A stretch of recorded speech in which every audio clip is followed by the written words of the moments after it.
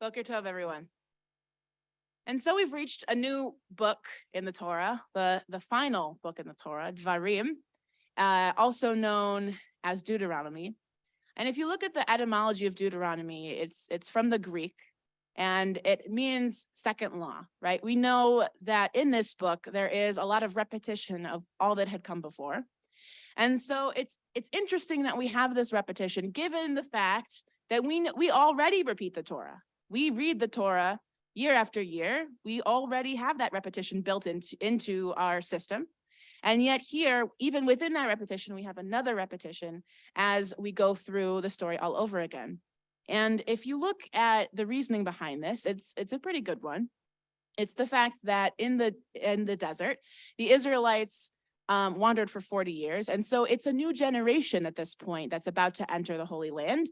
And many of them weren't there for those events that had all happened. You would think that they would know, and presumably they knew bits and pieces, but here they're getting the story all over again because they need to learn from it. They need to hear the laws again. They need to hear the stories again. They need to understand everything that had happened before that and know why they are the ones that are meriting to enter the Holy Land instead of the generations before.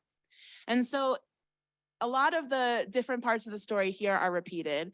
I want to focus for a moment on the fact that a lot of the battles are actually recounted here and the significance behind that.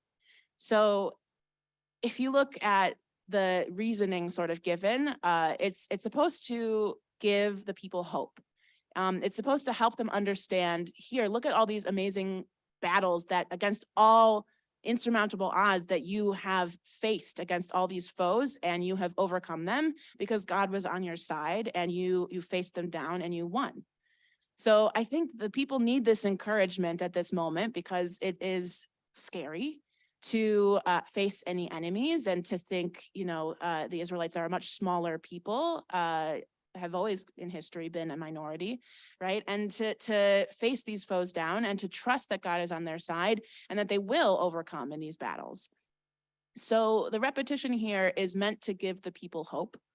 And it's also important to note that the people had short memories, even before this generation, right? Amongst all the many, many miracles that the people had witnessed in their going out from Egypt, and all the plagues and the crossing of the sea and the manna and the water, every miracle that they encountered, and they still rebelled and they still made mistakes. And so their memories were short. And so the repetition is also for that, as well as the hope that it gives from these battles. So I think what we learn from this is that we want our memories to be long, but we sometimes need these reminders built in, and that we too can take hope from the fact that we have we've overcome insurmountable obstacles and challenges in our past. So whenever we come to a new challenge, a new obstacle, a difficult time in our lives, we need to remember, you've done it before, you can do it again.